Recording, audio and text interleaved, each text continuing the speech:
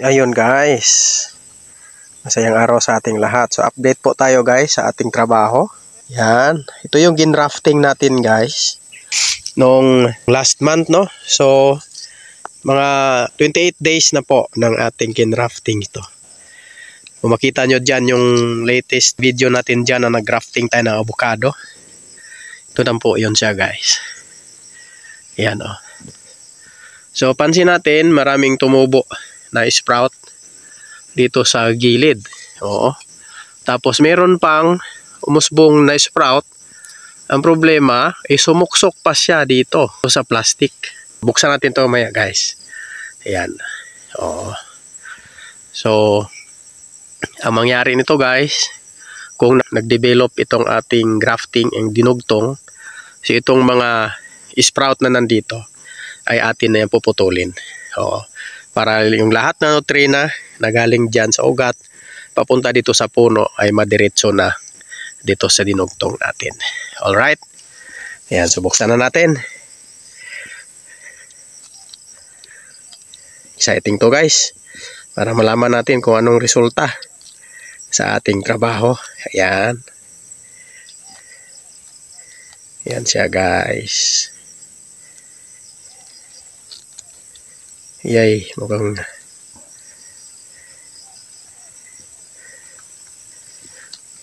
yun. Yan siya guys. Mukhang mayroon namang tumuloy. Oo, may buksan natin yung plastic. Mukhang mayroon namang nag-ano guys, oh. Mayroon namang tumuloy eh. Tignan natin, buksan natin. Dahil lang po guys ha. Oo.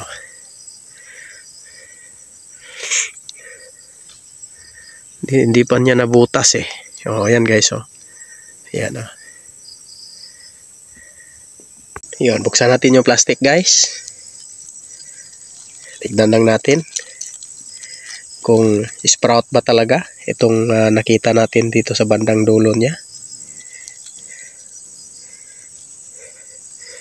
Pero kung sprout ito, ayan o, mukhang sprout naman siya guys eh.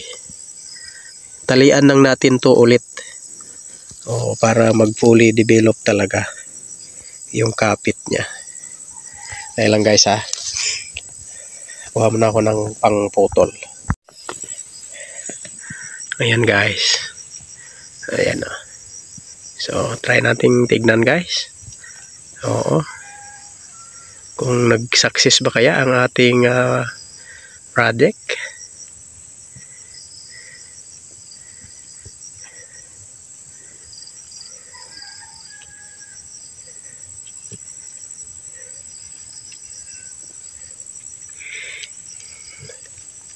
Yun. Ayun guys. Yehey. Tumuloy siya guys. Oh. Ayan oh, tumuloy.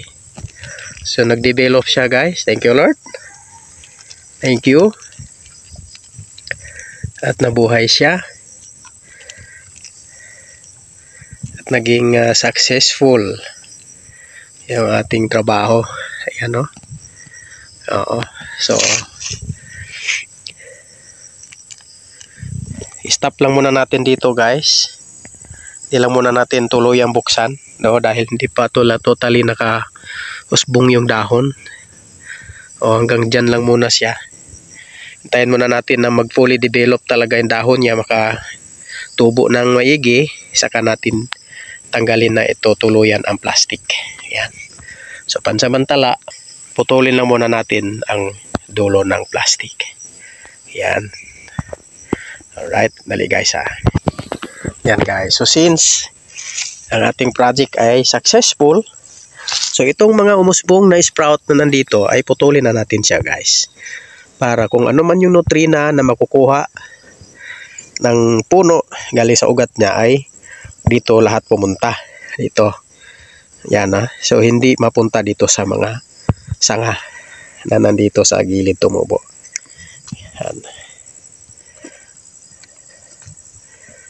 Tuloy natin yan guys.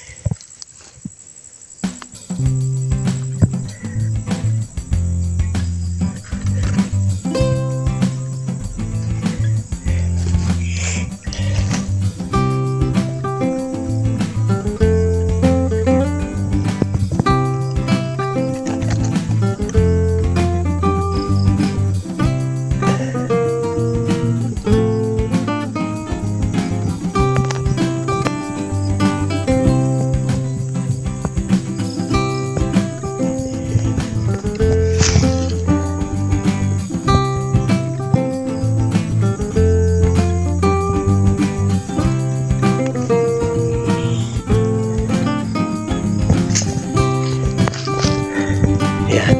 Kahit na yung banda dito guys, may mga maliliit. Tanggalin natin yan.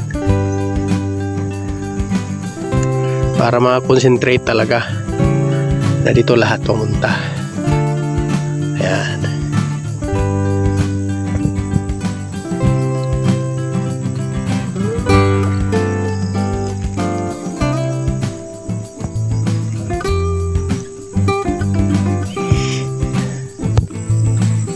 Yan guys.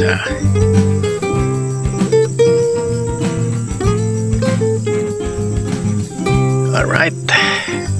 Okay, so tignan natin yung isang puno pa guys, dahil dalawa itong project na ginawa natin. So tignan natin yung isang puno pa na ating ginrafting din. Tara guys, let's go. Yan guys. So ito yung isa, no. Yan, no. So tignan natin.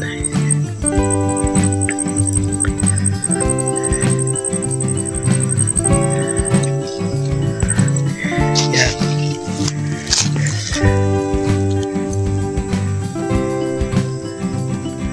Yan siya guys. Oo. So pansin natin, buhay pa naman. Wala lang musbong na dahon. Ayan, no. So mukhang hindi naman namatay yung ating sayon. Hindi pa lang totally tumubo. Ayan, so tayo pa natin mga ilang araw guys. Next balik siguro. Tignan natin to. So pansamantala, balik muna natin yung ating takip. Oo. Hindi pa siya nag-totally develop. Ayan. Mukhang buhay naman siya. Hindi pa lang totally nag-develop talaga. So check natin. Balikan natin yan. Mga ilang araw pa. O mga 2 weeks. Para malaman talaga natin kung ano resulta. Kung nag-success ba talaga ang ating trabaho. Ayan guys. So hanggang dito na lang ang ating video guys. Thank you so much po sa inyong panonood. Kita-kita po tayo sa sunod kong video. Mag-ingat po tayo lagi. Bye everyone.